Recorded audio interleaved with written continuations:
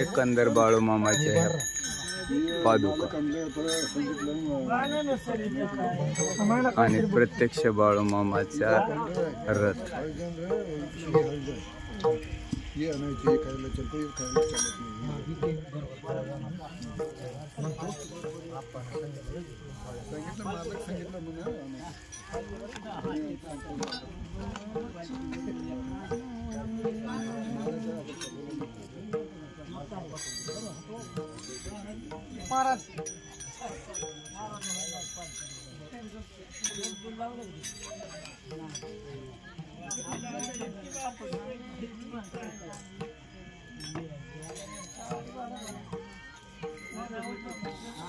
महाराज त्याचं नाव काय?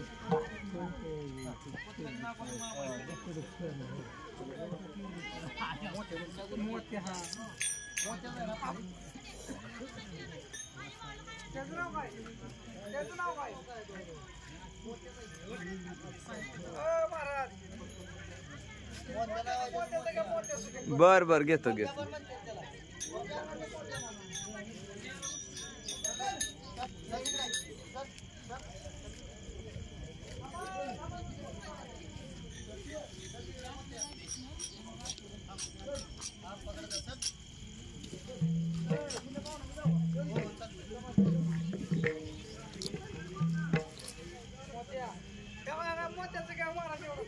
हा घेतो घेतो. एकंदर काजड गावामध्ये आलेला ह्या बाळूमामांच्या मेंढ्यांचा तळ.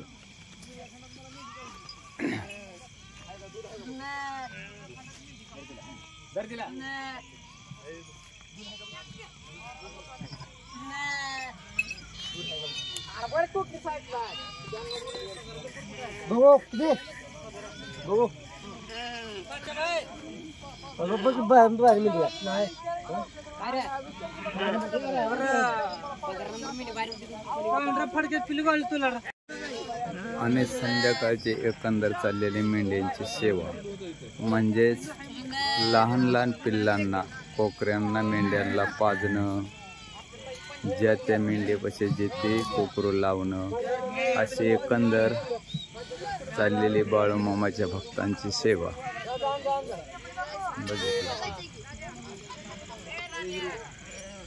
अशा पद्धतीनं मनोभावे मेंढ्यांची सेवा केली जाते.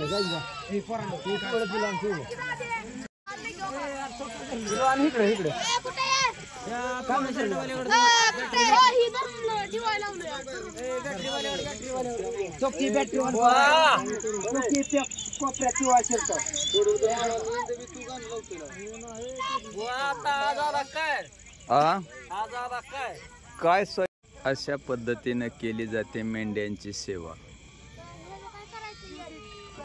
पाहिलं का? एकंदर तन मन धन अशा भावनेने एकंदर मामांच्या मेंढ्यांची सेवा केली जाते. आणि माझ्या काजड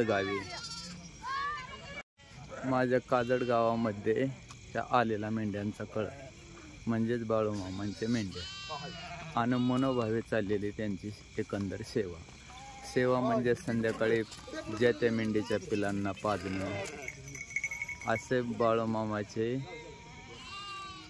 भक्त मनोभावाने मेंढ्यांची सेवा करतात. एकंदर हा मेंढ्यांचा कळ पाहिलं का? सुंदर, अति सुंदर, अप्रतिम. म्हणजेच बाळूमामाच्या मेंढ्या बागा नंबर 15 आणि लालखंड असं याचं नाव आहे. आणि हे काही बाळूमामांचे भाविक भक्त. बघितलं का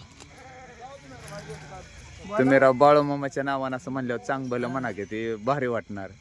एकंदर हे बाळूमामाचे भक्त. ओके.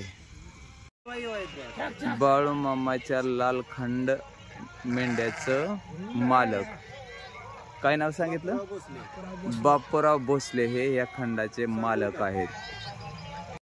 आला थंडीचा महिना, झटपट शेकोटी पेटवा. या न्यायानं बाळूमामाचे भाविक भक्त म्हणजे तन मन आणि धनाने सेवा करणारे हे माझे भोळे बाळे भाविक भक्त कसे बघा, थंडीचा महिना असल्यामुळं शेकोटी पेटवून ह्या थंडीत ऊब घेत आहेत.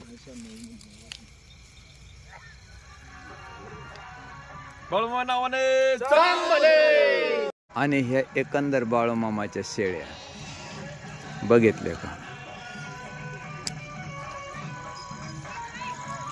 मेंढ्याच्या कळपापासून थोड्याशा अंतरावर ह्या बांधलेल्या बाळूमामाच्या शेळ्या.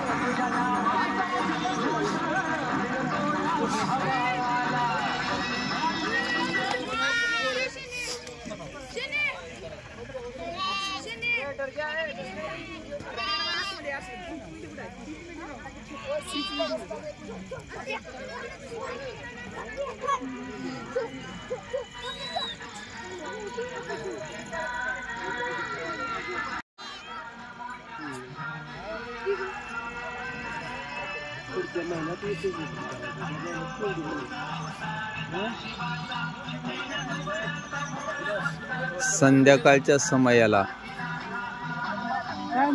चाललेली ही मेंढ्यांची सेवा